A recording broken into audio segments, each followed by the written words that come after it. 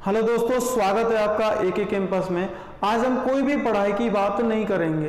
पढ़ाई की ज़रूरत तो हमें जब होगी जब हमारा एग्ज़ाम होगा, हमारे पास में वैकेंसियाँ होंगी, हमें सिलेक्शन का भरोसा होगा कि वैकेंसियाँ आई हुई हैं, हमारा सिलेक्शन हो ही जाएगा। जब वैकेंसियाँ ही नहीं होंगी तो हम पढ़ के करेंगे भी क्या। देखिए, रेलवे ने एक नोटिफिकेशन निकाला था, जिसका मैं एग्जांपल दे रहा हूं। रेलवे ने एक नोटिफिकेशन निकाला था 1 मार्च 2019 को।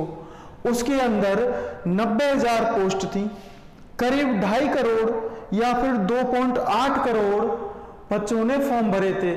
उस फॉर्म के रेलवे ने 500 रुपए फीस के वसूल लिए। अब 500 रुपए प्रति बच्चे के हिसाब से रेलवे ने वसूल लिए और उसके बाद में 2 साल होने को आ रहे हैं, अभी तक उस वैकेंसी का कुछ पता नहीं है। कब एग्जाम होगा, कब नहीं होगा, या फिर कैसे होगा, कैसे नहीं होगा, कुछ पता नहीं है। क्यों नहीं पता? क्योंकि अभी तक तो उनसे वेंडर डिसाइड नहीं हो पाया। और वेंडर डिसाइड करना कितना टफ था। अगर आपको ये पता था कि वेंडर हमसे डिसाइड नहीं हो पाएगा, हम इतने बच्चों का एग्जाम नहीं ले पाएंगे, तो नोटिफिकेशन निकाल के 500 रुपए किस बात के ले लिए तुमने? इस चीज का जवाब भी तो देना पड़ेगा।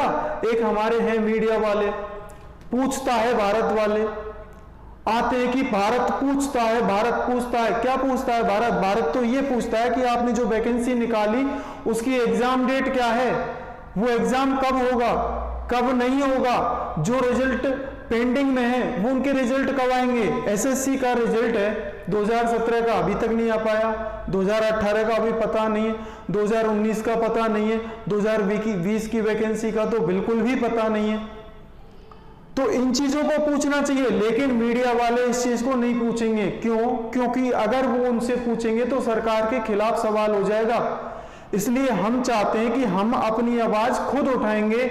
यहाँ पर जितने भी एजुकेटर्स हैं वो सभी अपनी वीडियो बनाकर डाल रहे हैं। आपका ये काम है कि इन वीडियोस को शेयर करें जितना हो सके। आपसे व्हाट्सएप पे, आप फेसबुक पे, आप इंस्टा पे, जहां पर भी, आप यूट्यूब पे, जहां पर भी इस चीज को शेयर कर सकते हैं उतना शेयर करें।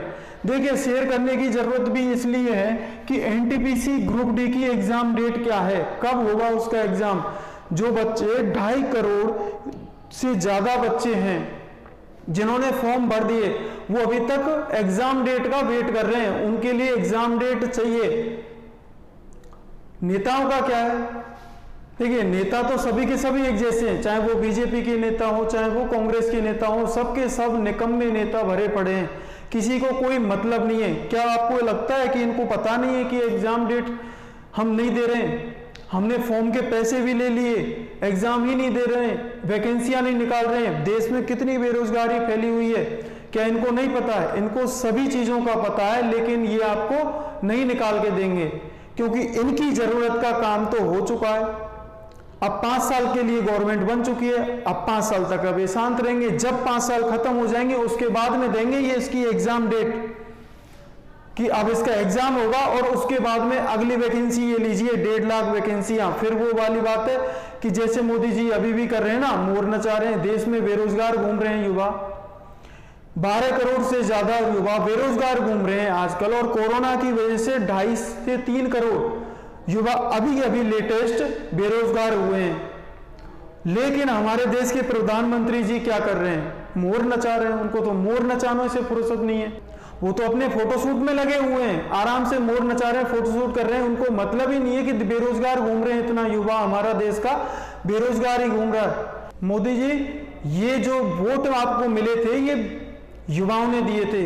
अगर युवाओं को रोजगार नहीं मिलेगा ना, तो जिस गद्दी पर आपको बैठाया है वहां से आपको नीचे घसीट भी सकते हैं। ये मेरी बात आपको बहुत सारे लोगों को बुरी लगेगी। क्यों? क्योंकि वो भक्ति में लीन है।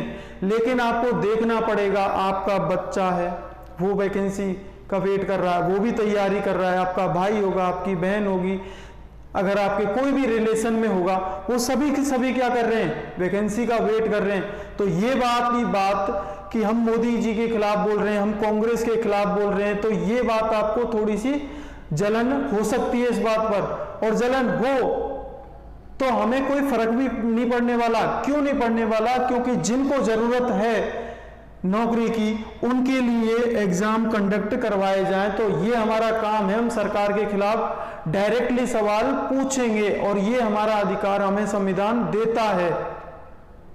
तो ये सवाल पूछा जाएगा। अब आप लोगों का ये काम है कि 5 सितंबर को सुबह 11 बजे ट्विटर पर ट्रेंड चलाना है। देखिए, ट्वीट करना है skip up for SSC railway student, ये आपको ट्वीट करना है। और दूसरा एक ट्वीट और कर सकते हैं, speak up for railway NTPC exam. और इस वीडियो को जितना आप चाहें उतनी जगह पर इसको शेयर कर सकते हैं और सभी में टैग करना है speak up for railway NTPC exam या फिर रेलवे एग्जाम, कुछ भी आप उसमें मेंशन करके इसको शेयर कर सकते हैं। जितना हम शेयर करेंगे, हम और आप अगर संगठित रहेंगे तब जाके हमें वैकेंसियां मिलेंगी, नहीं तो नेताओं का काम हो चुका है, उनको वोट मिल चुकी हैं, वो 5 साल तक के लिए चुप बैठे रहेंगे, कुछ होना जाना नहीं है। आप बेरोजगार बैठे रहेंगे। आपके हितों के लिए सभी इंडिया के अंदर जितने भी एजुकेटर्स हैं जो ऑनलाइन स्टडी करवाते हैं, वो सभी के सभी आपके लिए आवाज उठा रहे हैं। बस आपका ये काम है कि आपको वो वीडियो शेयर करनी पड़ेंगी और उसके बाद में देखते हैं कि कौन सा नेता है जो ये बोलता है कि हम वैकेंसियां नहीं निकालते हैं। अभी थोड़े दिन पुरानी वाली बात है, मुझे एक वीडियो भेजी गई थी किसी स्टूडेंट के थ्रू, तो वहां पर क्या बोला गया है कि जो हमारे राजस्थान के शिक्षा मंत्री हैं, उनके पास में रीट की वैकेंसी के लिए बच्चे गए थे कि सर रीट की वैकेंसियां निकाल दो, वैकेंसियों की जरूरत है, बेरोजगार हम घूम रहे हैं, नौकरियों की जरूरत। तो जो शिक्षा मंत्री हैं, हमारे शिक्षा मंत्री राजस्थान के, उनका जवाब क्या था कि आ जाते हैं ऐसे ही उठ के, ऐसे वैकेंसियां निकल जाती हैं क्या, ऐसे नौकरियां मिल जाती हैं क्या, डेली आ जाते हैं कि नौकरियां दे दो, नौकरियां दे दो। तो नेताजी आपको ये चीज नहीं भूलनी चाहिए कि जब आपको वोट की जरूरत थी ना, तो इन्हीं युवाओं के पास में आप वोट मांगने आए थे। तो अब आपका फर्ज ये बनता है, जब अगर आप कुर्सी पर बैठे हुए हैं, तो इन युवाओं के लिए, इन बेरोजगार युवाओं के लिए आपको वैकेंसियां देनी पड़ेंगी, आपको नौकरियां देनी पड़ेंगी। तो नहीं तो ये जो आपको कुर्सी मिली हुई है, ये कुर्सी जा भी सकती है। ठीक है, तो अब ये आपका काम है, आपको ट्वीट करना है 5 सितंबर सुबह 11 बजे, लाइन लगा दो ट्वीट पे, ट्रेंडिंग में रखना है पूरे वर्ल्ड वाइड। जब हम रेगुलर इस पे ट्वीट करेंगे तभी जाके हम जंग को जीत सकते हैं, क्योंकि पहले से हम 3-4 दिन से ट्वीट करते हुए आ रहे हैं और उसका असर भी दिखने लगा है कि एसएससी ने डेट अनाउंस कर दी है। तो रेलवे भी अब डेट अनाउंस करेगा, वेंडर डिसाइड करेगा, लेकिन हमें लगे रहना पड़ेगा।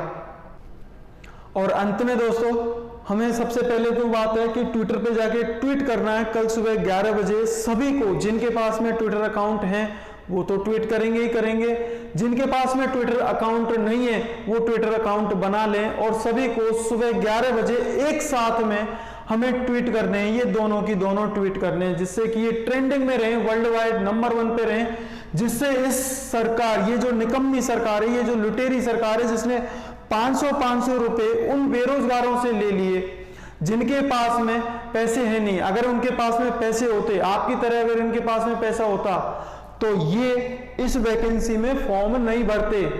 किसी भी नेता का लड़का या लड़की कोई भी फॉर्म भरता है क्या? रेलवे का किसी ने फॉर्म भरा है? नहीं भरा होगा, क्योंकि उनको जरूरत नहीं है। जिनको जरूरत है उनसे आपने क्या किया, 500 रुपए लेके रख लिए और बोल दिया कि 400 रुपए वापस देंगे। तो क्या एहसान करेंगे कि 400 रुपए वापस देंगे? वो पैसा किसका है? उन्हीं बेरोजगारों का है जिनको जरूरत है नौकरी की। इसीलिए तो दोस्तों, एक ही काम हमें करना है कि हमें ट्वीट करना है और उनको दिखाना है कि हमारे पास में कितनी पावर है। हम तुम्हें कुर्सी पर बैठा सकते हैं तो कुर्सी से उतार भी सकते हैं। तो सभी नेताओं से मेरी तरफ से ये अपील है कि आप इसको थोड़ा सा सीरियसली लें और वैकेंसियों का अरेंज करवाएं। तो तब तक के लिए दोस्तों लगे रहो और शेयर करते रहो। धन्यवाद।